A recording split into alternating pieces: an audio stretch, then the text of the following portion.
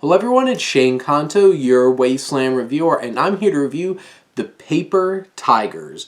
And this is from Quoc Tran, who wrote and directed this film. Tran has done work as a stunt person on some films and brings this martial arts film together about three kung fu prodigies who have grown up to be washed up group of middle-aged dudes whose master is killed and they have to try to figure out who did it. And that's their call to action, and you have this cast of Elaine Uy, who plays Danny, who's basically our lead, and you have the wisecracking Hing, played by Ron Yuan, and then you have Jim, played by Michael Shannon Jenkins, who is more of the one who's been disconnected from them, but you have this trio coming back together, and the film definitely grabs you with some action at the beginning of what happens to their master. And right off the bat, you know what kind of movie this is going to be with the action. And then you have this fun montage of home video of them learning martial arts and growing up, including some great fighting, including a battle between Danny and Carter, who's this white kid who's part of the dojo that they trained at, who is really cocky, and Danny really gives it to him. But we'll get back to Carter in a second, one of the highlights of the film. But this film definitely has a sense of humor, and it had some great action set pieces in that opening video and throughout the film, including some awesome fights at a abandoned pool between three young prodigies going one-on-one with each of the members of the Tigers, and then you have going to the dojo and confronting Carter, and they each have to fight him, and then they finally confront the man behind all of this, who is this great confrontation between Danny and him at the climax of this film.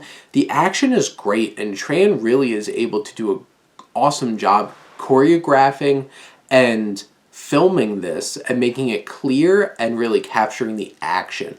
And you know me, I am a snob for action. This delivers, and I had so much fun with it. And this film, starts off with some standard family drama for Danny's character. He's not the best dad, and his ex-wife is arguing over custody, but that storyline gets more depth as the film goes on and feels more meaningful in terms of that father figure storyline. And as the film goes on, this film definitely has some times where it slows it down and really dives into the characters, and I love it because this cast is so great. It balances out with some great campy gags and some flares in terms of how the action is shot, like Danny chucking a soda at Hing and he just grab it, it's like whoosh, and having those effects and the sound effects and everything added in, and all these fun things, because this film is campy at times and does give you a lot of laughs. I had a lot of laughs watching this film. I had such a ball. But it balances well with when it gets serious, and you want to take this story seriously because there's some gravity here. Because this film deals with a lot of themes of aging, obviously, and you have these three guys who are over the hill trying to still be able to do things. Some of them have permanent injuries, some of them are just a little tired and don't have the whole lot of conditioning anymore. And you deal with the ideas of their connections with their master and that respect. And this film captures all of those aspects of respect and honor in martial arts, and I really appreciated about that. These kung fu warriors really trying to do what's right by their master and finding justice for him. But by far, Ron Yuan, who plays Hing, is the best part of this movie. I loved every second he was on screen. He was a great hype man for his friends, he was funny, and he did what was right. And he probably had the strongest moral compass at the majority of the time in this film. And another great addition is Carter. When he's grown up, he's huge and ripped.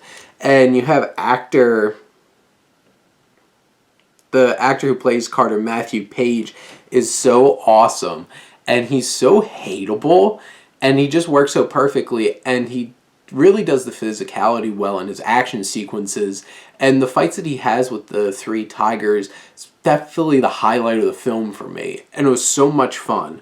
And you have some fun gags, like they're trying to go to Jim's gym, and there's an older black man there, and him and Hing have this back and forth between Kung Fu Panda and Fred Sanford, throwing some barbs at each other. I already talked a lot about the action set pieces. They're just great. The martial arts were great. It was so well shot and so exhilarating.